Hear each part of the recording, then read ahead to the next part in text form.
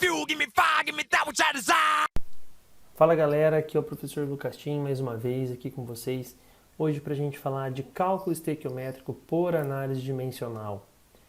Galera, neste vídeo especificamente nós vamos falar da relação entre massa e quantidade de matéria, ou seja, das grandezas grama e mol, tá? Aplicadas ao cálculo estequiométrico. O que é cálculo estequiométrico, professor? Por que leva esse nome estequiométrico, né? A palavra cálculo estequiométrico deriva, por ser o cálculo do stequiometria. Stequiometria vem do grego, vem a significar aí alguma coisa relacionada à mistura de elementos. Por enquanto, nós não estamos falando de misturas de elementos, tá? Eu só quero explicar o conceito de análise dimensional aplicado ao cálculo estequiométrico. Então, quando que eu vou usar análise dimensional no cálculo estequiométrico? Sempre que envolver substâncias químicas e as suas unidades de medida. Então, vejam, no que eu vou passar hoje, só pelo fato da gente estar usando substâncias químicas para fazer as conversões de unidades, eu já estou falando de cálculo estequiométrico, tá? Qual que é a principal diferença do cálculo estequiométrico com a análise dimensional e do cálculo estequiométrico e da análise dimensional sem cálculo estequiométrico, da análise dimensional pura e simplesmente para conversão de unidade? É que, neste caso, é necessário analisar os novos fatores de conversão que vão surgir conforme a equação química de uma determinada reação é proposta para a gente. Assim como a gente precisa saber e precisa lidar com a massa molar, massa molecular das substâncias envolvidas. Eu tenho um vídeo, inclusive postado em ordem cronológica anteriormente a esse, falando de como fazer o cálculo de massa molar de substâncias. Tá? É matéria de primeiro ano de ensino médio, mas a gente acaba revisando, tá? E é importante tê-lo ter esse conceito bem já elaborado, para que a gente possa entender melhor e fazer com mais facilidade os fatores de conversão. Hoje nós vamos trabalhar então massa para mol, conversão de unidade de medida de massa para mol e de mol para massa através da massa molar das substâncias. Lembrando que todos esses itens aqui são itens calculados por cálculo estequiométrico, tá? Conversão de massa de uma substância para mol, converter mol de uma substância A para mol de uma substância B, tá? Mol de uma substância para mol de outra. Até aqui, na parte de massa e mol, também pode ser de uma substância, de uma determinada substância A para uma determinada substância B. Isso vale também para massa, de uma massa para outra, volume para volume, volume para concentração, e muitas vezes aplicado mais na física, gases, e aí de volume, porque toda unidade de medida de gás vai ser aqui para nós em volume, para as demais unidades. Mas enfim, vamos focar nesse aspecto relacionado à massa e ao número de mols, que já é uma grande parte aí do caminho para a gente conseguir resolver qualquer exercício de cálculo estequiométrico. Vamos fazer isso então, como eu sempre faço, de um modo prático, aplicando aqui a metodologia da análise dimensional, tá? Vamos olhar para o exercício então, de modo que a gente converta massa para mol. Então veja, qual o número de mol de cloreto de potássio correspondente a 245,2 gramas dessa substância? Dado massa molar do cloreto de potássio, 122,6 gramas por mol. Veja, aqui eu tenho um dado. Esse dado é a massa molecular do cloreto de potássio. Então, sempre que eu envolver massa molecular, eu estou envolvendo o número de mol automaticamente.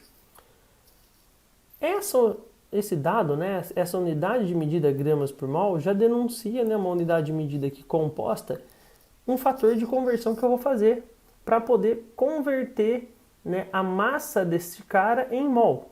Porque veja bem, o que eu tenho que fazer aqui, o primeiro passo para fazer esse exercício? É perguntar para ele o que ele quer e com base em quê.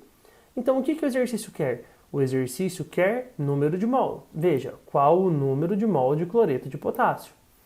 E ele quer isso com base em quê? Com base em 245,2 gramas dessa substância. Então, aqui 245,2, não 150. Então, como que eu vou trabalhar com esses dados, né?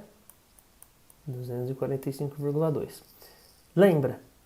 Grandeza desejada é igual grandeza dada vezes grandeza desejada sobre grandeza dada, para que a gente possa fazer o quê? Cortar, eliminar a grandeza dada e obter diretamente a grandeza desejada. Bom, se eu pudesse fazer um caminho para esse cálculo aqui, seria mais ou menos assim. Montando a equação, eu quero mol, que é a grandeza desejada, mol de cloreto de potássio. E a grandeza dada, gramas de cloreto de potássio. Então a grandeza dada vem aqui. Isso aqui eu multiplicaria pelo quê, então? Se eu estou convertendo de gramas para mol, olha só, de gramas para mol, qual é a unidade de medida que relaciona grama e mol? É a massa molar, que foi dada aqui no exercício. Então essa massa molar, ela vai me servir para fazer essa conversão de gramas para número de mol. Como que eu faço isso? Vou dar uma limpada aqui para ficar mais claro. Aqui já corrigi, né? 245,2. Como que a gente vai fazer isso? Eu projeto essa unidade de massa molar em fator de conversão.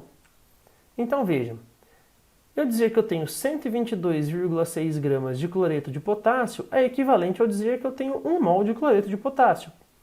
E 1 mol de cloreto de potássio é equivalente a 122,6 gramas de cloreto de potássio. Isso quer dizer o quê? Que dessas unidades de medida, eu posso escolher com qual delas eu vou trabalhar. Tá? Qual dos fatores de conversão eu vou utilizar? O da esquerda ou da direita? Obviamente, eu vou utilizar aquele que me for mais confortável, aquele que me permita fazer essa relação. Grandeza desejada é igual grandeza dada vezes grandeza desejada sobre grandeza dada. Para eu eliminar a grandeza dada, qual é a grandeza dada? Gramas de cloreto de potássio. Então eu preciso utilizar o fator de conversão que grandeza dada, né, que grama de cloreto de potássio está embaixo. Então eu vou utilizar esse aqui da direita, ok? Então eu simplesmente projeto esse fator aqui no cálculo. E aí eu posso fazer a eliminação, né, dessa grandeza, ficando direto com a grandeza que eu quero, que é mol de cloreto de potássio. Bom, o cálculo estequiométrico, análise dimensional, acaba por aqui. Tudo que eu tenho agora é matemática pura e simples, 245,2 dividido por 122,6. Isso aqui vai dar aproximadamente, ou exatamente, se eu não me engano, 2 mol de cloreto de potássio. Tá? Então, um simples método aqui, que caso a gente queira, né, que ele seja prolongado, eu venho fazendo outras conversões. Isso vai ser o conceito do cálculo estequiométrico. Uma coisa que vai acontecer muito é a gente chegar em mol e depois de mol de uma determinada substância, a gente ter que voltar para a massa de outra substância. Tá? Então eu quero ensinar agora vocês a passar de mol para massa, fazer o caminho inverso do que a gente fez até agora. Vamos passar de mol para massa. E se mol, né, quantidade de matéria medida em mol, e massa em gramas, eu tenho novamente que utilizar quem? A massa molecular, tá bom? Então vejam, 2,5 mol de cloreto de potássio corresponde a quantos gramas de cloreto de potássio? Haja vista que, né, mais um dado que eu tenho a massa molar do cloreto de potássio, 74,6 gramas por mol. Professor, sem esse dado eu consigo fazer o exercício? Sim e não, tá?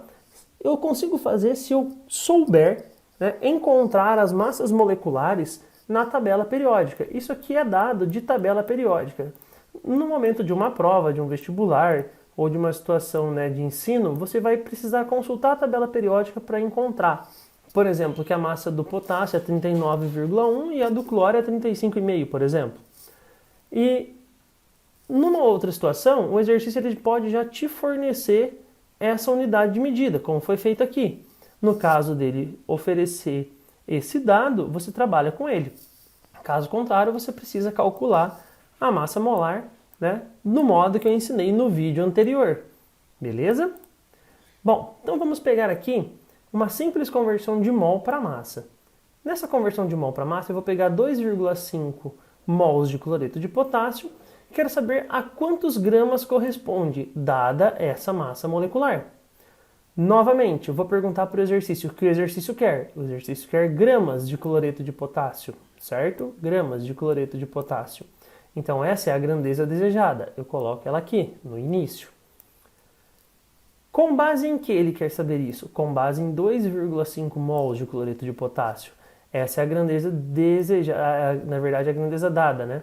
O que ele quer saber? Mol de cloreto de potássio. Então a grandeza desejada vem antes, igual a grandeza dada, vezes agora um fator estequiométrico, um fator, né, de equivalência, um fator de conversão, chame como quiser, de uma unidade que tenha uma relação de grandeza desejada sobre grandeza dada. Como que eu identifico esse fator ou como eu faço esse fator? Vou pegar aqui, da mesma maneira que a gente fez anteriormente, vou fazer o fator de conversão. 74,6 gramas de KCl equivalem a 1 mol de KCl e 1 mol de KCl equivale a 74,6 gramas de KCl. Se eu tenho 1 mol de KCl aqui, veja, é a minha grandeza dada, eu quero fazer o quê? Chegar na grandeza desejada. Então eu preciso eliminar essa grandeza dada. Então a mesma unidade de medida que eu tenho aqui, eu preciso eliminar, então eu tenho que pegar um fator de equivalência em que mol de KCl esteja embaixo. É o da esquerda ou é o da direita nessa relação que eu fiz? Obviamente, é o da esquerda. Então eu simplesmente projeto esse fator aqui embaixo e aí eu já posso eliminar a unidade de medida mol de KCl. Aqui eu tenho um embaixo, então basicamente nós vamos ter 2,5 vezes 74,6, que vai dar 186,5 gramas de cloreto de potássio, dividido por 1, que dá 186,5 mesmo, tá bom? Então já temos aqui, galera, dois fatores extremamente importantes, que é a relação de como converter mol para massa e massa para mol. Se isso vale, tá? Se isso vale para uma substância, vale também para mol de uma substância A para massa de uma substância B. E massa de uma substância A para mol de uma substância B. Ou seja, se vale para substâncias iguais, também vale para substâncias diferentes. A única coisa é que antes disso eu tenho que passar por um outro caminho que eu vou ensinar vocês mais para frente, que é o coração da química, tá? Que é a relação mol-mol na reação, no processo de reação de uma substância A com uma substância B, tá bom? Então isso aqui é o papo da nossa próxima aula, a relação mol-mol, ok? Então, se você gostou do vídeo, assiste quantas vezes for necessário, tire suas dúvidas, manda mensagem aí nos comentários. Se gostou, curte, se inscreve no canal e estamos juntos aí. Valeu, galera! Até mais!